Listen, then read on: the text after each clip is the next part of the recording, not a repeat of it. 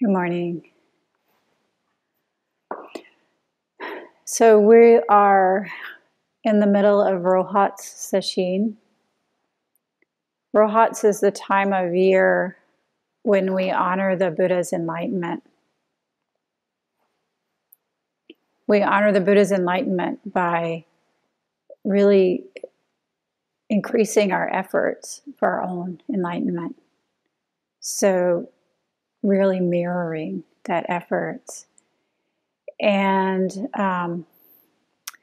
at Zen temples all around the world, people are sitting. Sometimes we alter the dates a little bit, but the most standard dates are December 1st through the 7th, with the ceremony on the morning of the 8th.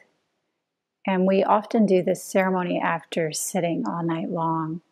And then as soon as it becomes the 8th, then we do the ceremony to honor the Buddha's awakening. So what that means is that all around the world, people who practice in the Zen tradition are also practicing Rohats in their own ways. I was really heartened this week when I was meeting with a group of close friends to see that this tradition of Rohats is so ingrained in us through our training, so deeply in us, that even the people who had obligations that did not allow them to be in silent retreat all week were still finding ways to do it. Waking up earlier, staying up later. Those who are in the monastery, completely in Sesshin this week. Those for whom the dates didn't quite work, found other dates to do it. We're all really diligently practicing this week because this is what we do in the Zen tradition. This is a really key component. In the Zen tradition, the key component for us is practice as waking up, practice, zazen practice, activity practice, and awakening. And in these ways, it's really no different from any other tradition. But in Zen, our focus is really on seated meditation and activity and treating each other with kindness, following the breath, practicing with koans, supporting our community. Again, really no different from any other Buddhist tradition. And yet, this week is Rohats. And what we do is increase our efforts to practice for the benefit of all beings.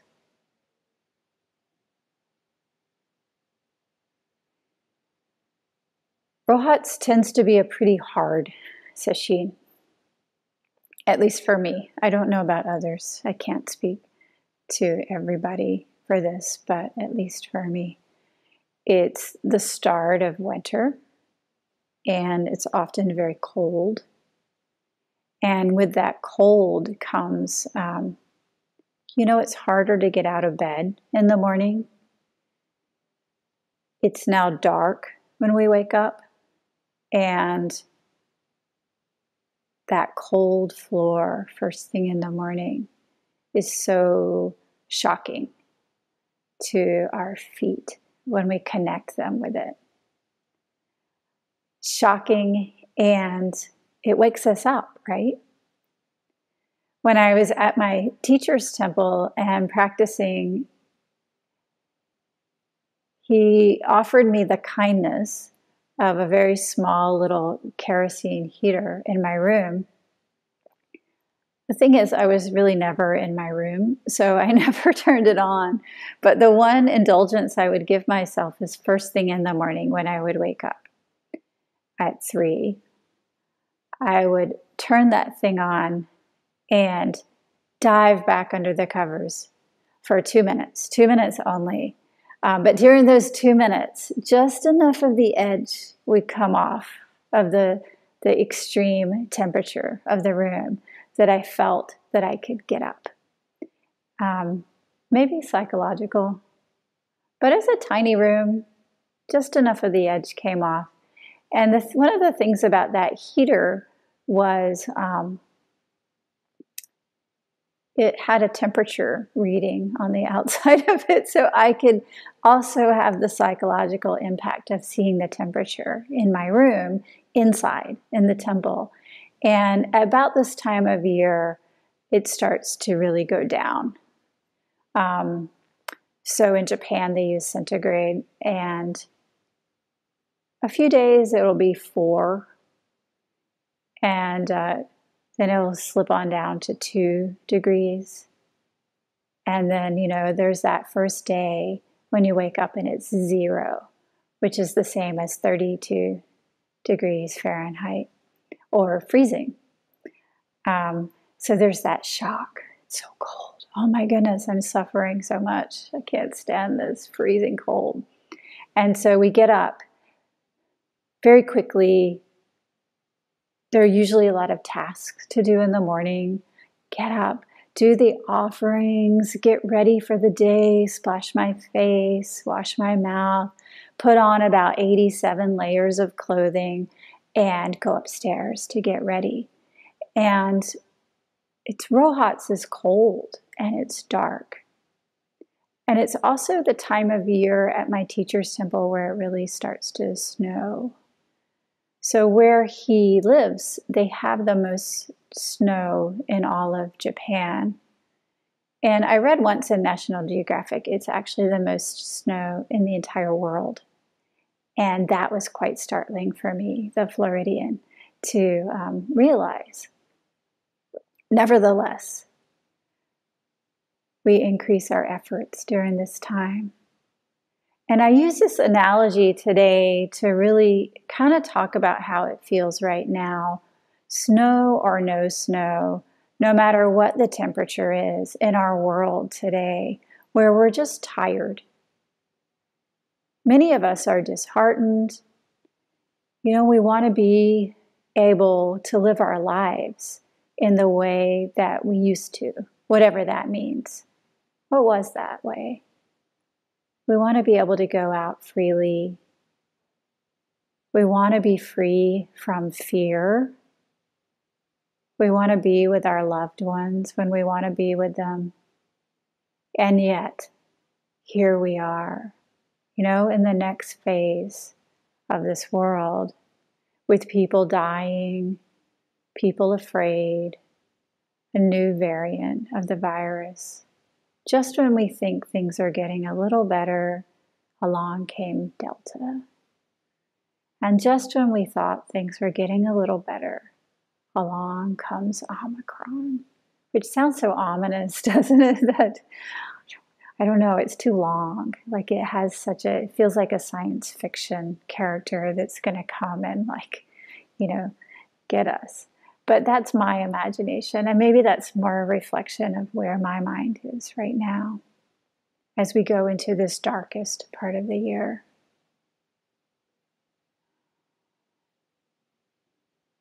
When we're in our darkest part of our own space, it's a really good time to practice.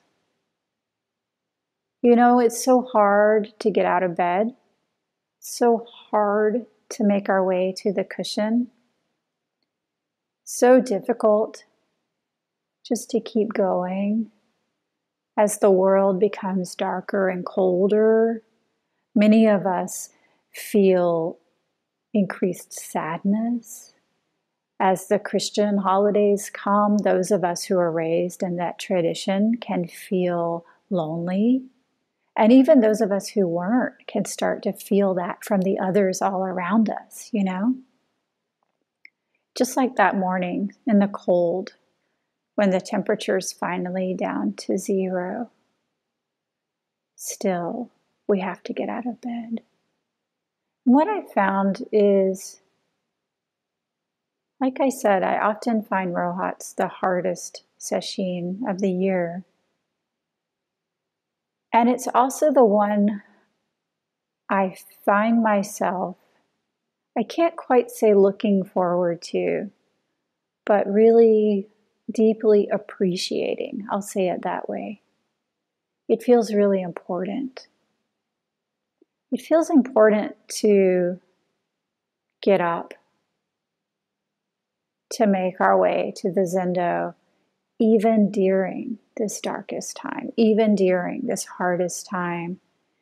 And if we can continue doing this, showing up during this time, a great sense of ease is possible.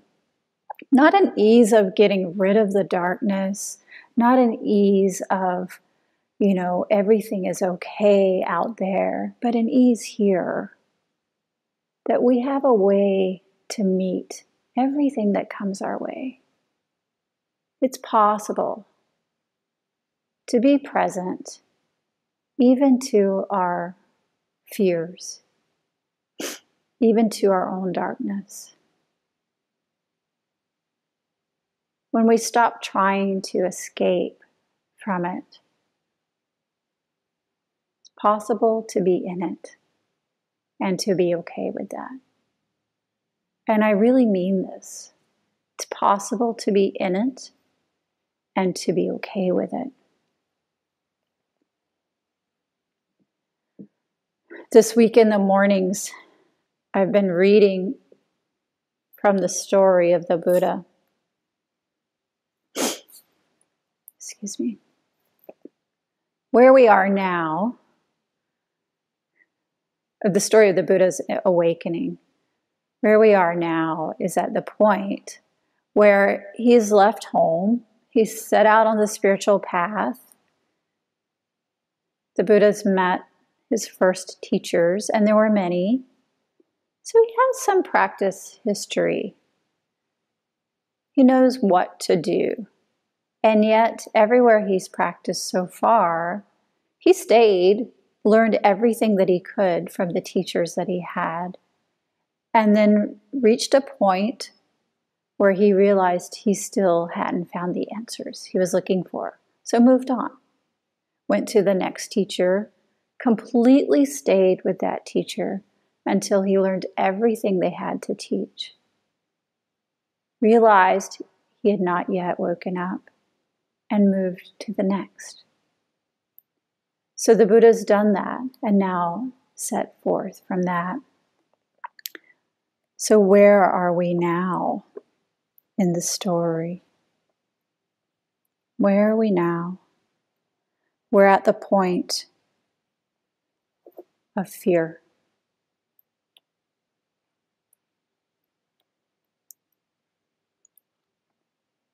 Okay.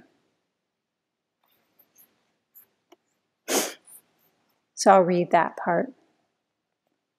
And this is from the Life of the Buddha by Bhikkhu Nanamoli, which is really a compilation of the traditional scriptures. Now, before my enlightenment, while I was still only an unenlightened bodhisattva, I thought, remote jungle thicket abodes in the forest are hard to endure. Seclusion is hard to achieve. Isolation is hard to enjoy. One would think the jungles must rob a bhikkhu of his mind if he has no concentration. I thought, suppose some monk or Brahmin is unpurified in bodily, verbal, or mental conduct, or in his livelihood, is covetous and keenly sensitive to sensual desires, or malevolent with thoughts of hate. And he goes on from there, naming all of the ways that we can hold ourselves back. Lethargy, drowsiness, agitated mind, denigrating others, subject to pain, fright, horror, etc. When some such monk or Brahmin resorts to a remote jungle thicket abode in the forest, then owing to those faults, he evokes unwholesome fear and dread. But I do not resort to some remote jungle thicket abode in the forest as one of those. I have none of these defects. I resort to a remote jungle thicket abode in the forest as one of the noble ones, who are free from these defects.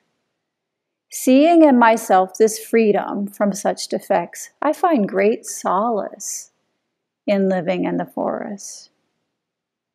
And I thought, but then he thinks about the special holy nights of the half moon and the quarter moon, and he wonders if he's going to get scared then. Am I going to get scared? What am I going to do if I encounter fear and dread?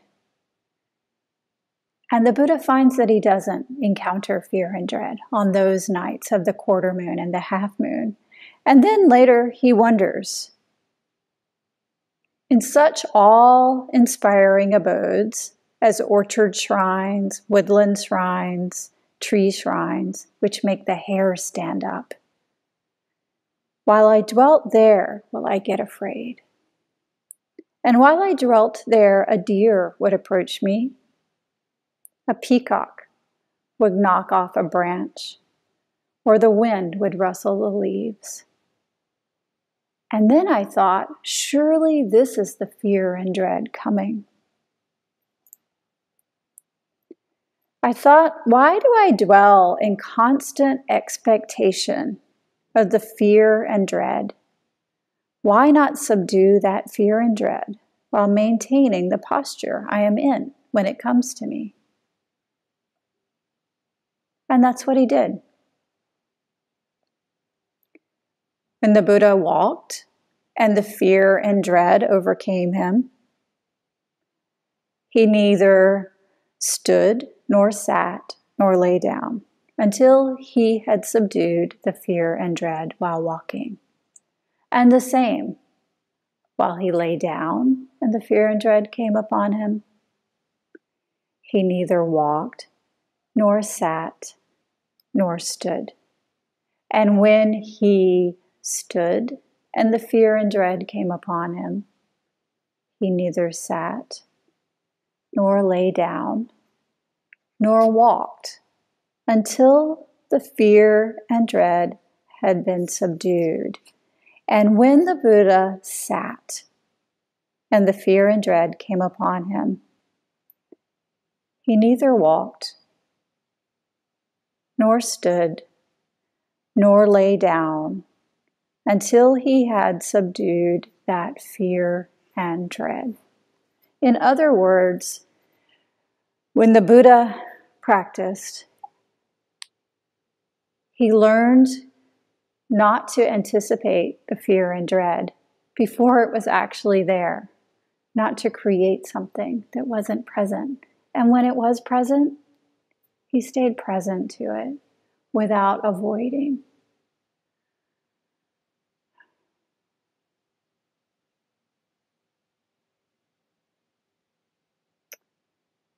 I told you where I practiced in Japan with my teacher was so cold. Really, really, really cold place. And as someone who grew up in Florida, I had a lot of fear of that cold and a lot of fear and dread of freezing to death, or at least of being really cold. And I thought about it so much. I tried to anticipate it. My friends would give me these special wool things that I could wear under my robes. I had long underwear. I really wanted socks in the Zendo, where we don't usually wear socks. It was so cold. And the fear and dread of that would really overcome me to the point where I felt kind of panicky. So I remember my first Rohat session with my teacher at his temple. And yeah, it was really cold. And yeah, when I woke up, my room was 0 degrees, and we wake up at 3, and we stay up very late sitting.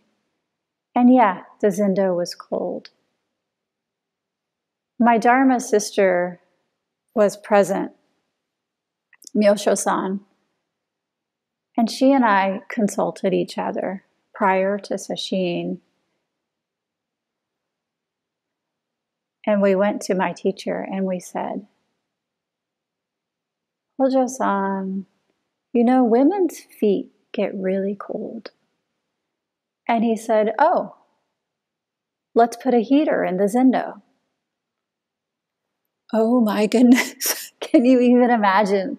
For those of you who know Japanese culture, to put a heater in the zendo is unheard of. And it was so easy. So he did.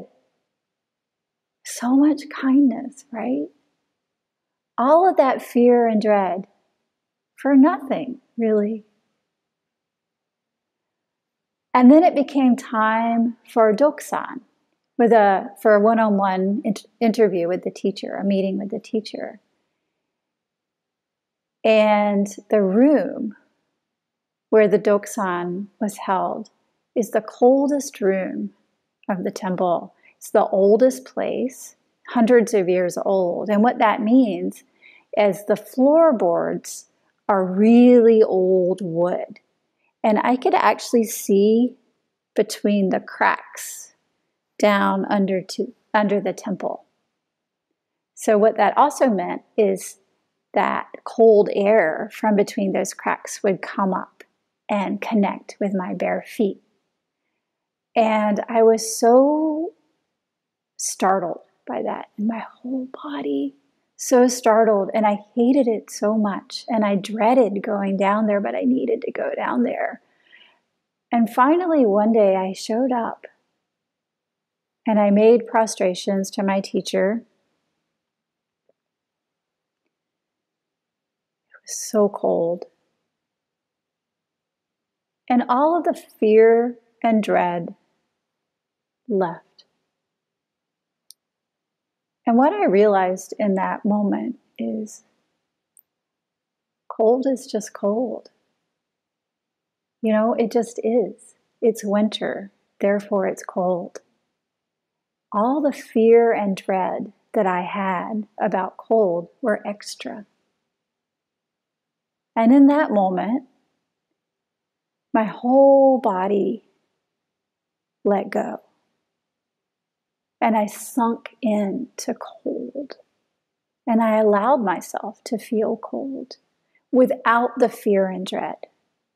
Simply cold. What else is there? In winter, it's cold. You know, wanting it to be different doesn't change that it's winter and it's cold. Letting go of the extra is such a relief. Such a relief. And that night, it started to snow. As I said, this was my first rohatsu with my teacher, so I was newly ordained then, and my head was completely shaved. You know, not even this slight color was there. And there was a full moon. And I went outside, and it was so beautiful in the full moon and so cold. And the tiny flakes of snow appeared reflected by the full moon. And I felt this feeling, this little sparkly feeling that completely surprised me. It was something I had never felt in my entire life. And what it was the tiny flakes of snow connecting with my bare head. Just that. So surprising and so wonderful without the fear and the dread. And this is what we do at this time of year, in this darkest time of year. We just keep showing up. We just keep showing up. We don't have to do it perfectly, whatever that means. We don't have to do it according to our idea of being a superhero, Rohatsu, everything. I'm going to be enlightened this time. It's so great. We don't have to become completely masochistic. We don't have to do some superhuman feats. We just have to show up. Just show up. Push your edge just a little bit, especially during this time. You really can't do it. See if you can just show up. And if you're able to show up, see if you can just show up just a little more. This is the way that we honor the Buddha's efforts.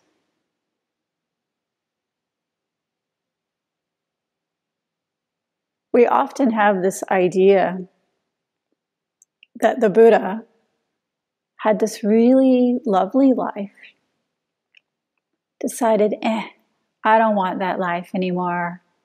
I'm going to go out there and get enlightened.